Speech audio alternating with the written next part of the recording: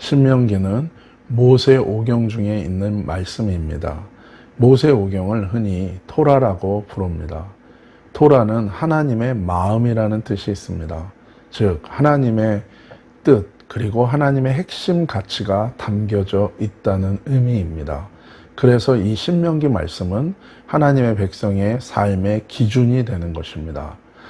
우리가 오늘 살펴볼 이 신명기 17장에도 이런 하나님의 백성들이 어떻게 믿고 어떻게 순종하며 살아야 되는지에 대한 말씀들이 나오고 있습니다. 먼저 1절입니다. 흠이나 악질이 있는 소와 양은 아무것도 내 하나님께 드리지 말지니 이는 내 하나님 여호와께 가증한 것이라고 얘기합니다. 하나님께 드리는 이 제물은 흠없고 병들지 않은 온전한 소와 양을 제물로 드려야 된다고 말씀하십니다. 이 성경의 제사법은 제물에 피를 흘리고 희생을 드림으로 죄를 용서받는 원리를 얘기합니다. 누가 죄를 용서받을 수 있는가? 그것은 피의 희생의 제사를 드리는 자입니다. 그런데 그 피의 희생의 제사는 이 바로 제물을 드려야 됩니다. 근데 그 제물에 자격이 있습니다. 그 제물은 흠이 없는 것이어야 됩니다. 병들지 않은 것이어야 됩니다. 성경은 우리 자신을 하나님께 산 제물로 드리라고 얘기하고 있습니다. 여러분, 구원이라는 것은 무엇입니까? 하나님께 속한 자, 예수 그리스도께 속한 자에게 임하는 은혜인 것입니다. 예수 그리스도의 그 십자가의 죄사함의 은혜와 그 놀라운 속죄의 은혜는 바로 온전히 하나님께 속한 자, 예수 그리스도께 속한 자에게 임하는 은혜인 것입니다. 그렇기 때문에 우리 자신을 하나님의 산 제물로 온전히 드리는 것, 다른 말로 하면 우리가 하나님께 속한 자가 되고 우리가 예수 그리스도께 속한 자가 되는 것입니다. 하나님께서 받으시는, 예수 그리스도께서 받으시는, 하나님께 속하고 예수 그리스도께 속하는 그 받을 만한 산 제물은 어떤 자인가? 흠이나 악질, 병들지 않은 자라는 것입니다. 다른 말로 하면 세상과 하나님을 겸하여 섬기지 않고 온전히 돌이켜 이제는 온전히 하나님 아버지께 속한 자, 온전히 예수 그리스도를 나의 주, 나의 하나님으로 믿고 따르는 자를 얘기하는 것입니다.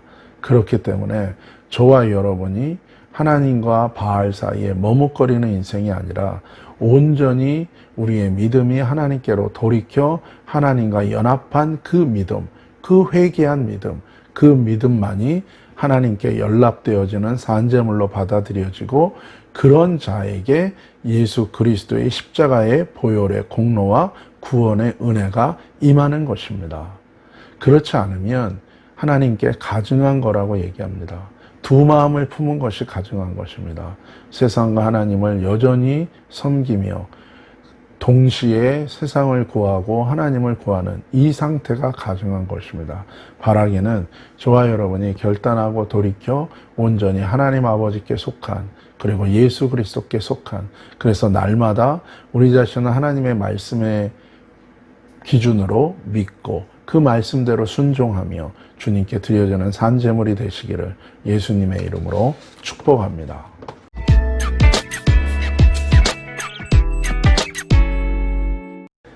2절부터 5절까지의 말씀입니다. 내 하나님 여호와께서 내게 주신 어느 성 중에서든지 너희 가운데에 어떤 남자나 여자가 내 하나님 여호와의 목전에 악을 행하고 그 언약을 어기고 가서 다른 신들을 섬겨 그것에게 절하며 내가 명령하지 아니한 이럴 성신에게 절한다 하자.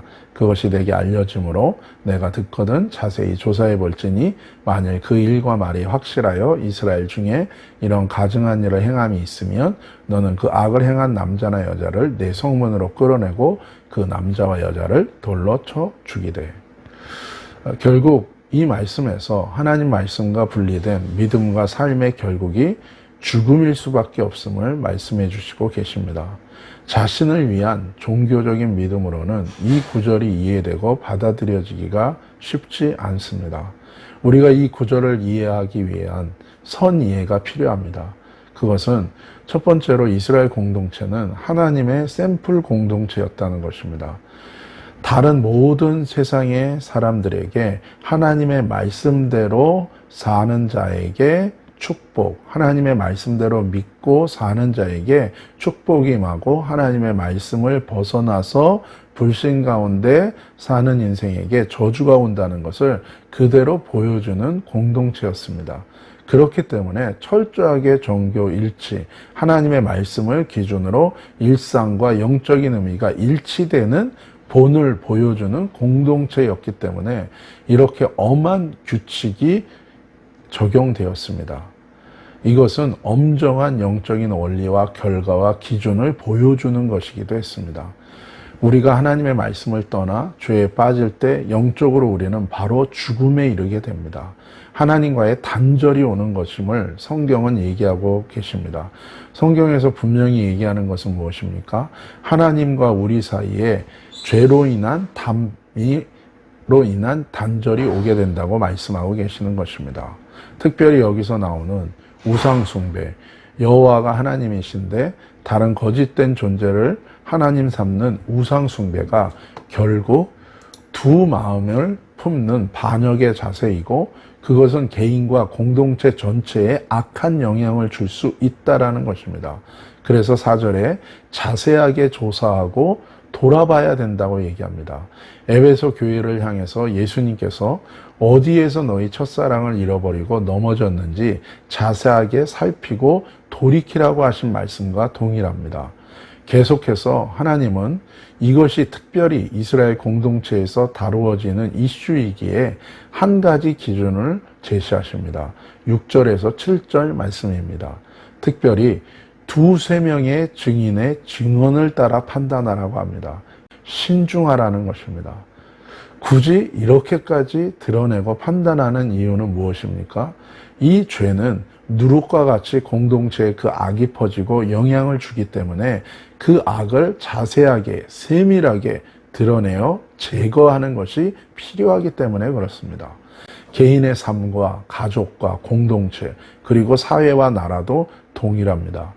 결국 하나님의 진리를 믿고 순종하고 사는 것 그리고 반대로 자기 판단과 자기 욕구대로 악을 행하며 사는 것 이것에 따라서 하나님의 구원과 심판이라는 엄청난 결과가 개인과 가정과 사회와 국가에 오기 때문에 우리 자신을 돌아보며 그 공동체를 돌아보며 하나님의 말씀에 벗어난 악을 드러내고 그 악을 제거하고 악에서 떠나는 것은 너무나 중요한 삶의 우선순위, 그 사회의 우선순위가 된다는 것입니다.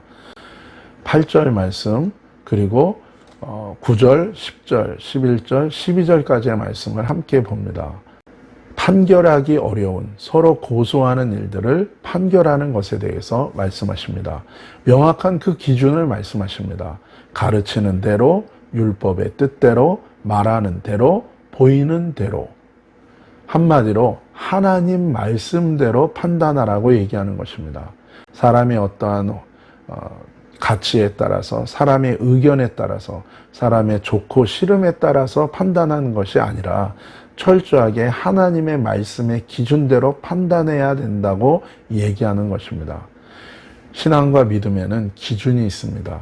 그냥 내게 좋고 나의 유익을 위해 내가 믿는 것이 아니라 하나님 말씀대로 믿고 순종하는 것이 신앙이요 믿음이라고 성경은 우리에게 분명하게 말씀해주고 계십니다. 믿음의 파손, 신앙의 타락은 어디에서 옵니까? 그 기준을 벗어났기 때문에 그렇습니다. 하나님의 말씀이 기준이 아니라 자기 중심적인 기준을 따라 하나님의 말씀을 더하거나 빼기 시작할 때 개인과 공동체와 사회와 국가는 무너지게 되는 것입니다. 11절에 좌로나 우로나 치우치지 않고 하나님의 길로 행하라고 합니다. 하나님과 동행하는 것, 하나님의 길을 향하여 나아가는 것은 무엇입니까? 하나님의 말씀의 기준을 따라 믿고 순종하는 것이라는 것을 다시 한번 우리에게 말씀해 주고 계신 것입니다.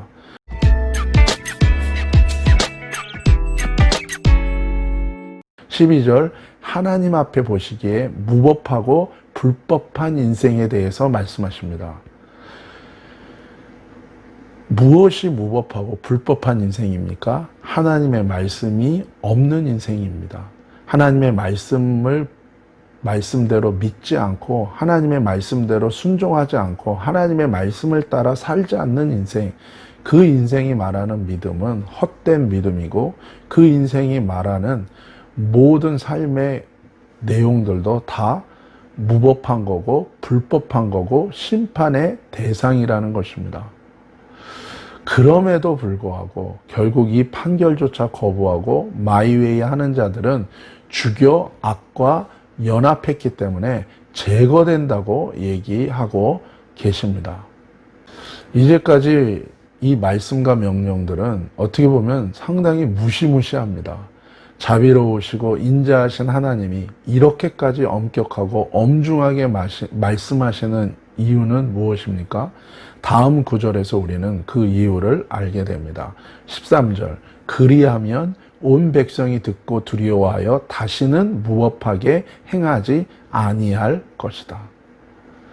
이 말씀을 듣고 그 마음에 삶의 기준이 생길 것이고 그 말씀에 대한 믿음으로 다른 하나님의 뜻 외에 다른 것에 마음을 쓰고 매여서 우선순위를 뺏기고 무너지는 삶이 아니라 결국 하나님의 말씀에 기준이 생기고 하나님께 우선순위를 두고 그 말씀대로 신중하게 행할 때에 무업하여 하나님의 심판을 당하는 자리에서 떠나 구원의 의뢰 아래로 들어가는 인생이 될 수 있다는 것입니다.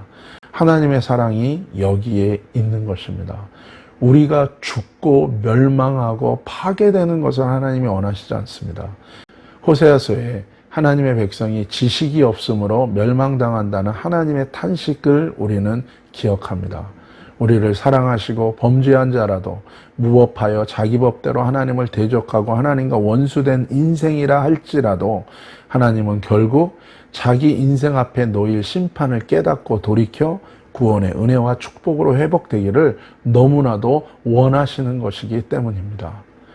사랑하는 여러분, 무법하여 심판받는 인생이 아니라 하나님의 말씀대로 믿고 순종하면서 하나님의 놀라운 은혜와 축복이 넘치는 인생이 되시기를 예수님의 이름으로 축복합니다.